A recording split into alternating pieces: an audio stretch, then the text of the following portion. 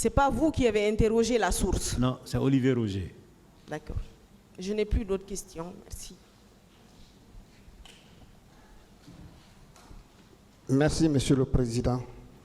Monsieur Mouktarba, Ah oui? j'ai 2 questions à vous poser. Allez-y. Au cours de votre métier de journaliste, est-ce qu'il vous est arrivé de couvrir des événements, des manifestations pendant lesquelles il y a eu des violences en Guinée? Oui. Oui. Par exemple, en 2007. En 2007, en 2006, en 2007, il y a eu beaucoup de morts ici. Notamment au 8 novembre ici. Il y a eu des jeunes scolaires qui ont été tués à Ratoma. Bon, il y a couvert beaucoup de manifestations où il y a eu beaucoup de morts. Mais des morts ciblées comme ça, en même temps plus de 100, 200 personnes, c'était la première fois. Alors, donc, vous pouvez conclure une certaine particularité des événements du 28 septembre? Oui, parce que tout le monde était rassemblé dans un endroit fermé. Il n'y avait aucun danger à ce que les gens manifestent là-bas. Il n'y avait aucun danger. Si on pouvait les laisser manifester et puis ils allaient rentrer chez eux. Mais si on veut en empêcher, le désordre c'est immédiat. Quand par exemple vos adversaires disent qu'ils veulent marcher de Kaloum à Kagbelen, mais laissez-les marcher. Ils vont arriver à la Bellevue, ils vont se fatiguer. Ils vont tous se disperser. Mais quand vous dites qu'ils ne vont pas marcher, mais ça va créer le désordre. Si on avait laissé les gens manifester au stade, il n'y aurait rien. Il n'y avait que des gens désarmés. Voilà. Les violences? Les violences, c'est du fait de l'armée et de la police. Mais moi, c'est de l'armée, la gendarmerie. Je vous remercie, Monsieur le Président.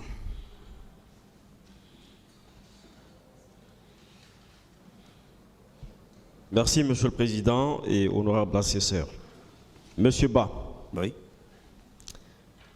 Vous avez soutenu ici avoir été sur les lieux et avoir passé un bon moment avec le colonel Tchegoro. Oui. Très bien. Avant le désordre. Avant le désordre. Bien noté. Est-ce que vous avez remarqué que le colonel Tchegoro communiquait avec l'extérieur? Non. Est-ce que vous avez remarqué que le colonel Tchegoro disposait d'un talkie, d'un téléphone quelconque? Je l'ai vu parler au talkie 2 fois. Au talkie deux fois.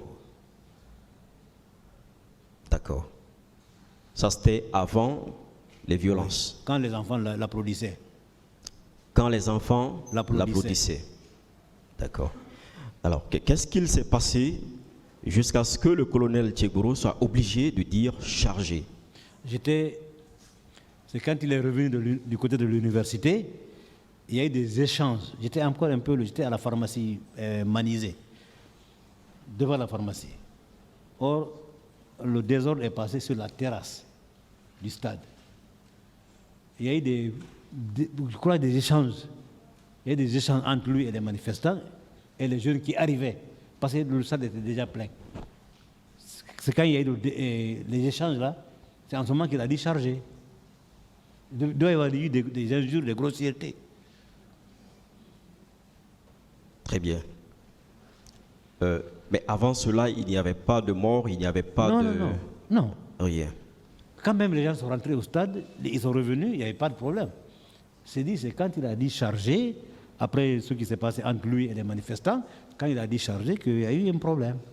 Est-ce que vous confirmez que quand il a dit charger, et la police et la gendarmerie ont agi instantanément? Tout de suite et immédiatement. Ça veut dire qu'ils l'ont écouté et ils ont exécuté. Tout de suite. C'est l'ordre du chef. C'est là où on m'a arrêté. On ne m'avait pas arrêté avant ça. Très bien. On ne m'avait pas cassé mon matériel avant ça. Est-ce que vous confirmez que ce sont des éléments de la CMIS de Cameroun ou, à tout le moins, est-ce que vous confirmez que on vous a fait monter de force dans un pick-up ou dans un camion sur lequel il était inscrit CMIS Cameroun. Oui. De force. Je ne suis pas monté de mon gré. Hein.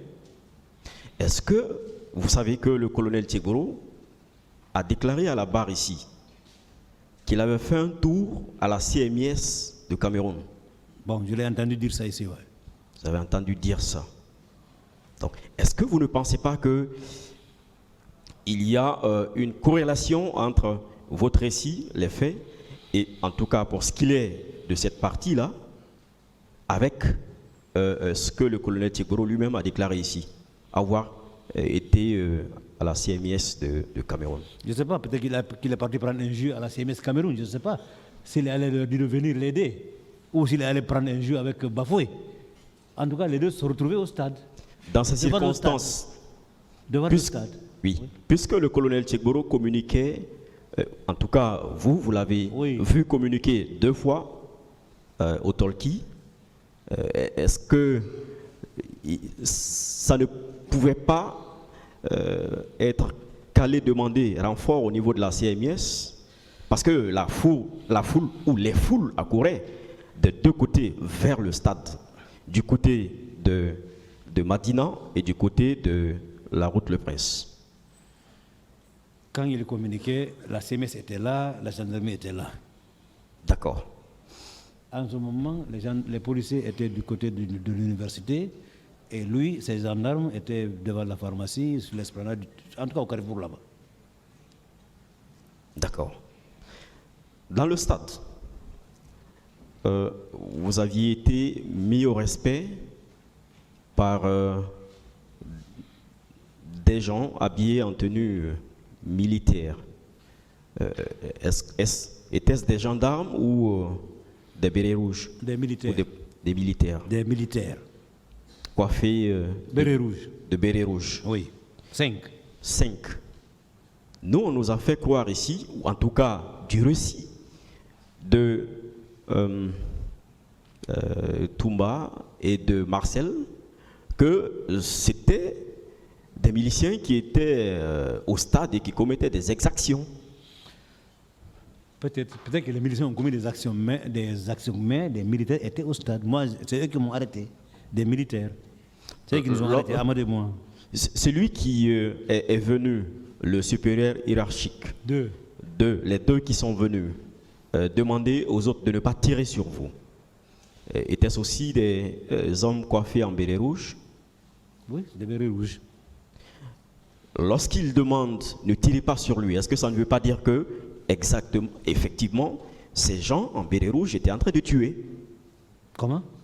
Lorsqu'ils demandent, ou lorsqu'ils ordonnent à leurs subordonnés, coiffés en béret rouge, ne le tuez pas. Nous les connaissons. On était avec eux à l'abbé. Est-ce que ça ne traduit pas le fait que ces gens-là étaient en train de tuer, ou qu'ils les ont vus tuer, ou qu'ils savent qu'ils sont disposés à tuer? C'est le mot qui m'a donné à réfléchir. Ne les tuez pas. C'est comme si c'était gratuit, quoi. Ne les tuez pas. Il y a un qui a lâché le mot. Mais je vous te dis, à l'intérieur là-bas, c'était comme une jungle. Ça courait partout. Ça courait partout. Les militaires couraient partout. Les 2 là sont arrivés en courant. Et heureusement qu'ils sont arrivés à temps. Très bien. Je vous remercie, Monsieur le Président et honorable assesseur.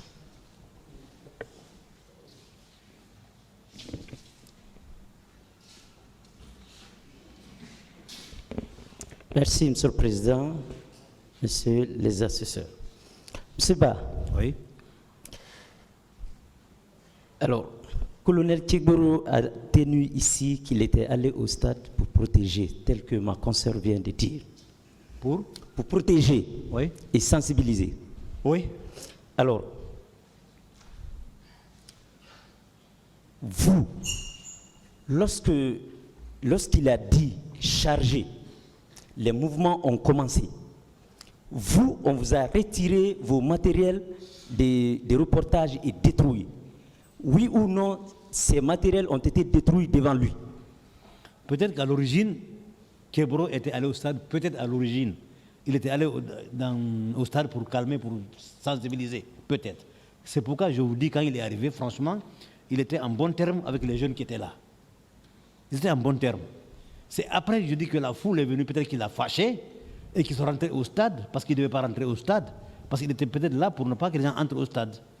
Maintenant que les gens sont rentrés au stade, peut-être c'est ce qui l'a fâché, parce que lui-même, je te dis, quand les gens sont venus, il a quitté. Et lui et ses hommes. Parce qu'il ne pouvait pas résister face à la foule qui arrivait là. Après, quand les gens sont rentrés au stade, il est revenu, peut-être énervé. Peut-être que c'est la consigne qu'il avait reçue de ne pas laisser les gens rentrer au stade. Maintenant que ça a débordé, qu'ils sont rentrés au stade, qu'il y a eu plus fort, qu'ils sont rentrés au stade, donc il n'était pas à l'aise. Maintenant, là, il est venu trouver des autres personnes dehors, ceux qui arrivaient par petits groupes.